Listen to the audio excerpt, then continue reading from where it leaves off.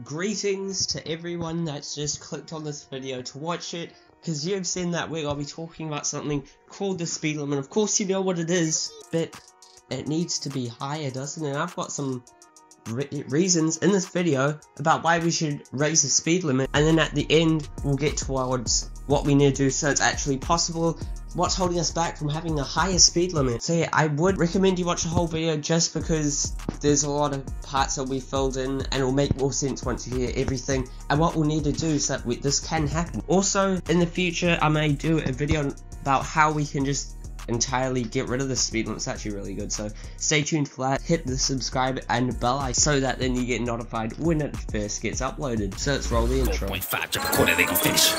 Yeah, I'm on call with a hit or two. No small talk, me and Mr. News, pull up with the flicks on the ball in the middle. The speed limit. God, it is so stupid and pathetic. If you're watching this video right now, comment in the comments #MidnightPotato. So, the first reason why the speed limit should be raised, I'm gonna go over it now.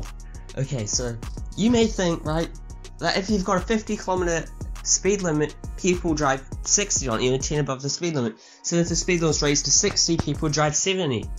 This isn't true, okay? Because motorists drive at speeds at which they feel comfortable at, not what a sign tells them to, because they're smart. We're all smart, aren't we? This theory was actually validated probably like 6-7 years ago. Surveys in America found this one strip of road, okay? So what they did on the strip of road is that they measured the average speed that cars travelled along this road. It had a speed limit of 90 kilometers an hour. But the surveys discovered that people were actually driving 109 kilometers along this piece of road. That is 19 kilometers an hour faster than the speed limit. That's 19 kilometers above the speed limit. So then, after that, they raised the speed limit to 105 kilometers an hour on that road. So then, using most people's logic, the average speed that people travel along that road will be 19 kilometers an hour higher than that. So that would be 124 kilometers an hour. It was a straight road, so it is possible. 5 months after this change, the surveyors returned and did the exact same thing on the same piece of road, same stretch, mostly the same weather, and they found that people were doing, on average, 109 kilometers an hour. The speed limit had been raised by 15 kilometers an hour, but people were still driving the same speed along the stretch of road. So this whole theory of if you raise the speed limit by 10 kilometers an hour, people just gotta drive 10 kilometers an hour faster. No. So here's the thing, just think about it this way.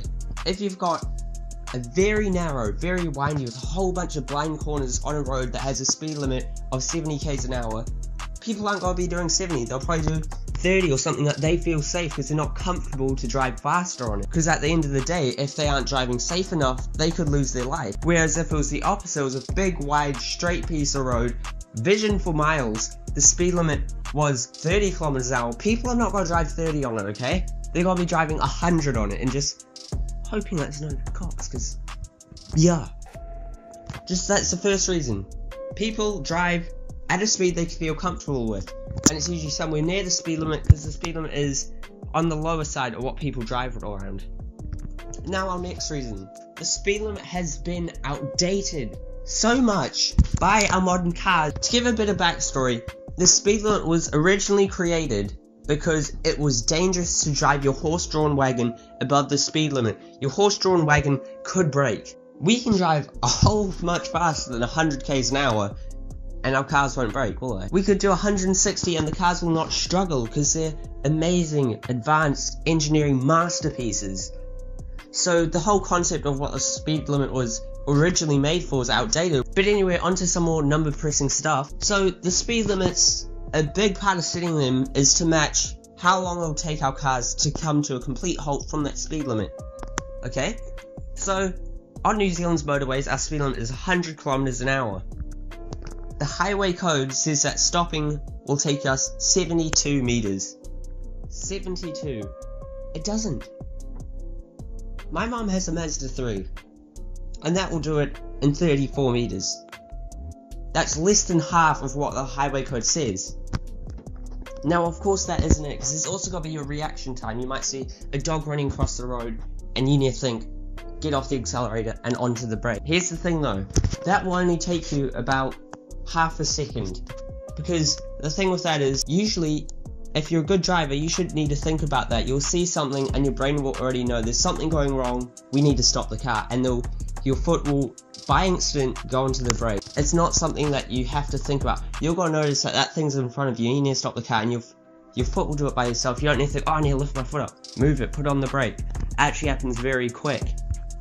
But of course, in that half a second, or 1 second, you can move a lot of distance at 100 kilometers an hour. If you are doing 100, you'll move about 14 meters. So then we add that onto our 34 meter braking distance, and we get up with 48 meters to come to a halt. Now, of course, there are some bad cars on the market.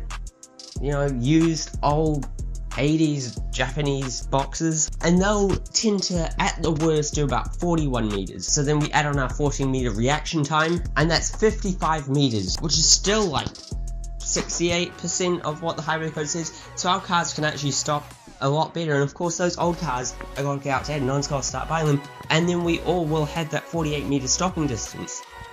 So the highway code saying this will take us 72 meters is not right. That is far too much.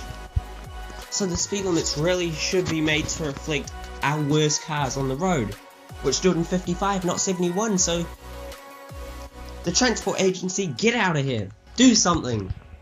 Also, with these modern cars, we are far more capable of travelling at high speeds. Modern cars, they've got so much stuff. We've got very good brake, we've got very good steering. We've now got airbags. Cars nowadays are just engineering masterpieces. They are so safe to drive at high speeds. They are built very well, they're extremely capable of it. Aerodynamics is great. And of course, with modern tyre technology, we can drive very fast. So then here's the thing, what we've talked about in this section is that cars are capable of cruising at higher speeds, and cars are capable of braking quicker than what the NZ road code says.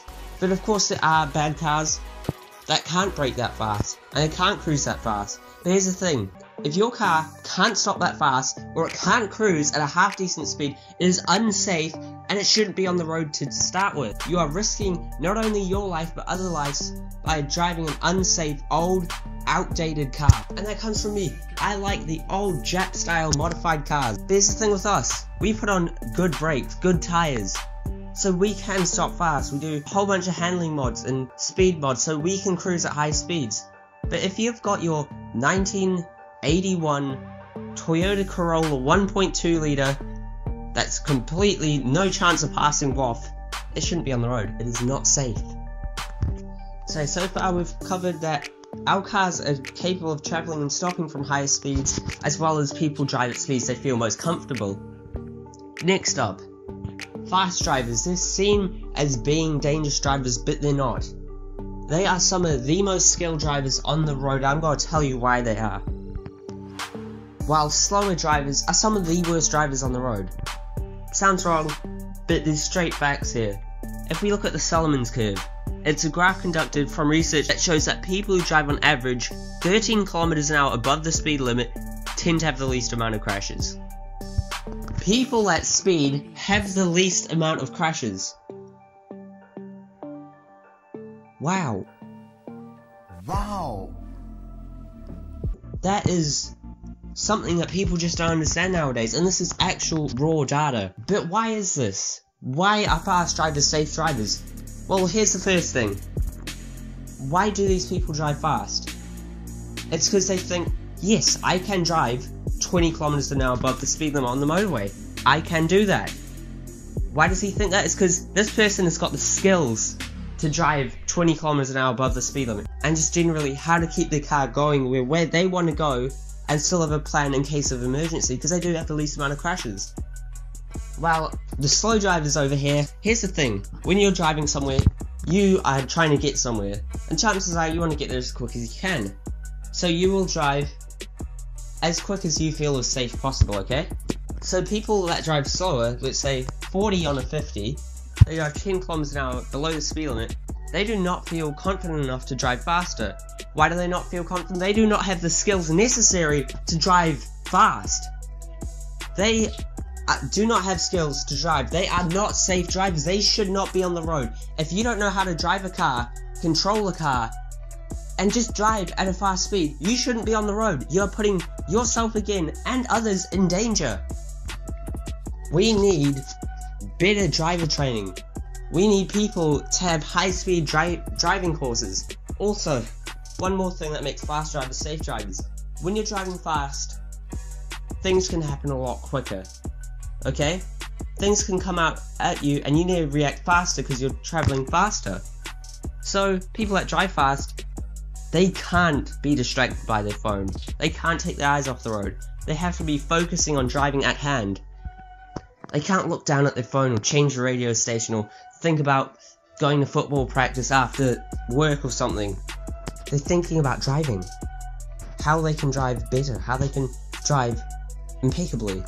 The other people over there driving slow, they're on their phones. And if you've not got your eyes on the road, again, you're putting people in risk. No. So then we come on to, what do we need for us to be able to drive faster on our roads? Well, here's the thing. We need safer cars. If you've got an old car and you want it to be on the road so much, get some new tyres, get some new brakes, have a professional look at your steering rack or something and have them do something about it, make it a little bit more tight communicated. Because there are ways to make old cars safe, and we need a higher speed limit so that people focus more on driving. Because if everyone gets the skills and the car's safe enough to drive 13 kilometers an hour above the speed limits, everyone will have the least amount of crashes. We'll reduce our crash rate, we'll reduce the road toll by driving faster. And this is all hard numbers, I'm not making this up. You can Google anything I've said in here. The Solomon's curve, surveys of how fast people drive, braking distances, or even just take a look for yourself. Look at these people who don't know how to drive. We need a higher speed limit. With that, I think we are done. If you did enjoy, drop a like and subscribe. Comment what you thought. Share this video with anyone that needs to see it. So with that, we're done with the video. Thank you so much for watching, and see you next time.